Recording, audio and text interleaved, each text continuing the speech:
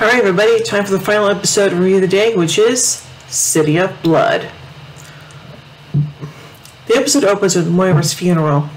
Walter is sitting there along Thea, Laurel, Quentin, Diggle, and Felicity, but Oliver is absent. At the same time, Sebastian is sworn in as the city's new mayor. At the reception, Sebastian offers his condolences to Thea. He states that he wishes to see Oliver, but Laurel tells him nobody's seen him for several days. Across the way, John comforts Felicity, who was crying. She says she had no idea why she was crying, even though Moira was not even nice to her and she does not even like her. John says she is crying for Oliver. Isla approaches Diggle and Felicity at the reception, surprising them, and states that they will soon perish. When Walter asks, Thea tells Walter she's not doing well. She tells him about Slade, and that she knows he was also on the island with Oliver and that they're still somehow connected, but she fears at Oliver over for not warning them. Walter attempts to comfort her. Back at the island, Oliver, Sarah, and the other escapees go inside the abandoned submarine. Oliver asks Anatoly, who was in the Russian Navy, to fix the Japanese sub so they can destroy the Amazo. Anatoly says he'll try. In the present, Quentin is leading the effort to track down Slade. He tells Laurel that he doesn't know the location of Sarah. Laurel tells her father she's worried about Sebastian and a possible connection to Slade Wilson. Slade calls Sebastian while he's signing a piece of legislation. He tells Sebastian, "You are the mayor now. Get to work." Diggle and Felicity continue to work on Roy. Diggle believes Isabel has also been given the Mirakuru. They can't find Oliver or Sarah. Diggle and Felicity meet with Commander Waller at Argus. Diggle tells her about the impending danger with Slade's army. She helps them track down Oliver. Isabel approaches the Ed Verdant and says she has a few days to close down the club. The building belongs to Queen Consolidated, which she owns. Laura meets with Sebastian and shows him a case she's working on. She says he'll help and tells her he's looking forward to them working together. It is shown that while she was there, she planted a bug under Sebastian's desk. Laura and Quentin have CSU technician Kelton hack Sebastian's system. They find a personal case about Moira's death that was written the day before she died. Amanda's team finds that Oliver is at his lair. When Diggle and Felicity say they were just there, Amanda says it's other lair. Back in the past, Anatoly struggles to free the sub. Oliver suggests using his torpedo to blast themselves out, and the verdict is that somebody will have to sacrifice themselves for the plan to work. Back in the present, Diggle and Felicity find Oliver at a secondary facility in case the foundry was compromised. He's been using for quite some time as a place where he can just be alone. With his two partners before him, he directly accepts responsibility for the entire vendetta carried out by Slade. Knowing Slade blames him for Shadow's death, they injected Slade with the Mirakuru, and they failed to cure Slade of its effects. It never fails to two of them the intent to end the vendetta that night by surrendering to Slade. When Diggle asks Oliver, he believes giving himself up will end Slade's bloodshed. Oliver reveals to him and Felicity that after murdering Moira, Slade told him that before this was over, one more person had to die, bringing him to the resolution that the only thing that'll end the vendetta is his death. Felicity immediately objects to this plan, telling him he doesn't have to accept this fate, pointing out that if she'd accepted things as they've been of her growing up, she would have ended up as a cocktail waitress. She would have ended up a cocktail waitress in Vegas like her mother, who would never have taken the career path she'd chosen, and would never in turn have met the vigilante who helped her believe she could be more than an IT girl. She begs him not to give up.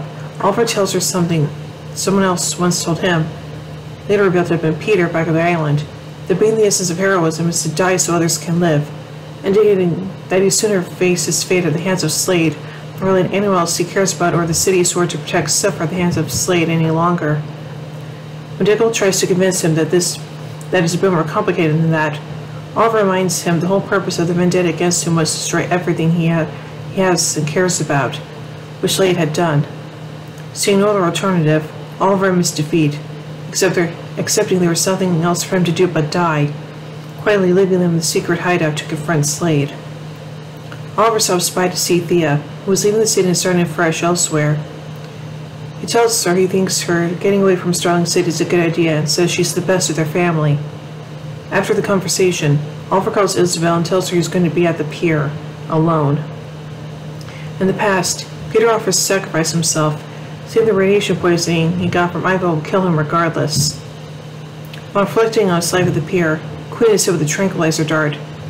He wakes up surrounded by Diggle and Felicity, back at their original hideout. For much to his surprise, he is confronted by Laurel. She tells Oliver that she knows now that he is the Arrow. Slade having told her after confronting her a few days earlier. Oliver tells her he's wanted to tell her for quite some time, after which she guesses correctly that Tommy knew his secret, and that he was with Tommy when he died following the earthquake. He tells her Tommy's last words were about her, that he wanted to know if she was safe. Oliver then tells her this is why he feels he has to confront Slade, that even though he couldn't save Tommy or his mother, he could still save her, Thea, and the city if he ends Slade's vendetta himself by surrendering. Laurel adamantly begs him not to, telling him the Oliver she knew would never do that to her, or Sarah, or his team, or most of all Thea, believing that losing him right after losing their mother would destroy her, although Oliver is convinced she would survive his death. In desperation, she admits she rarely knows anything about what Oliver has done to the Arrow since returning to Starling City. But she's sure of one thing, that she knows him well. The Oliver she knows doesn't give up, and that he has to stop Slade without surrendering. When Oliver admits he does know of another way to stop him, Laurel finally dissuades him from surrendering by giving him the smoking gun he'd been looking for all along, by telling him of her discovery that Sebastian Blood had been working with Slade all along, informing him of the proof she unearthed confirming they conspired to kill Moira, by securing Sebastian's position as mayor.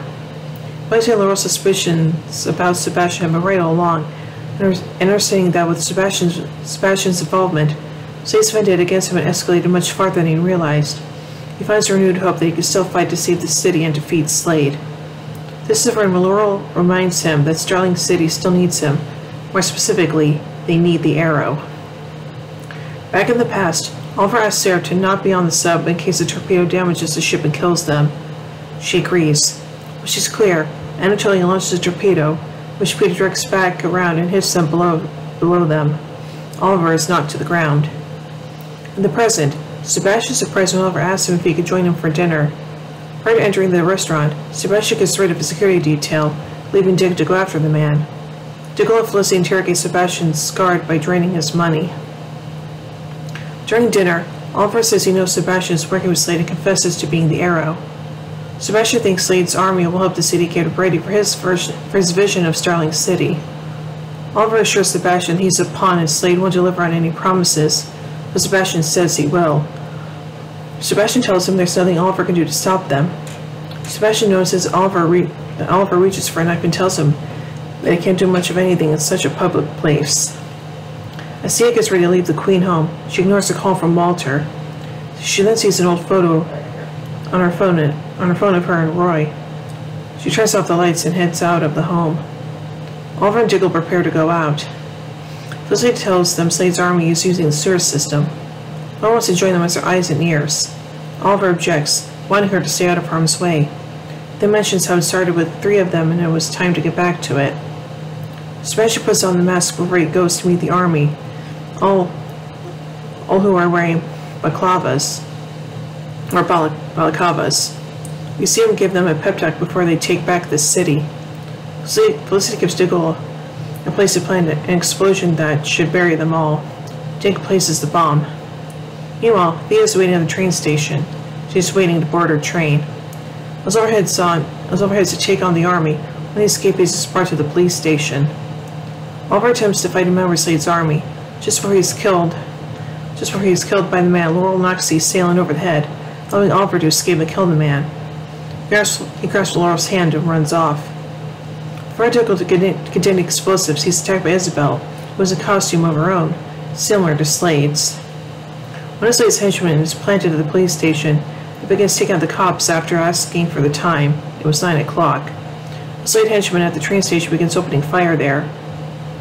As Felicity works on everything, she receives a call from Cisco, but tells him it's not a good time.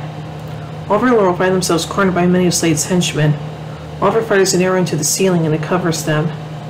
Back on the island, Oliver's plan worked. The submarine is free. He attempts to contact Sarah, but she sounds panicked. The episode ends with Slade's army walking through the street, marching on their path of destruction. Bum bum bum.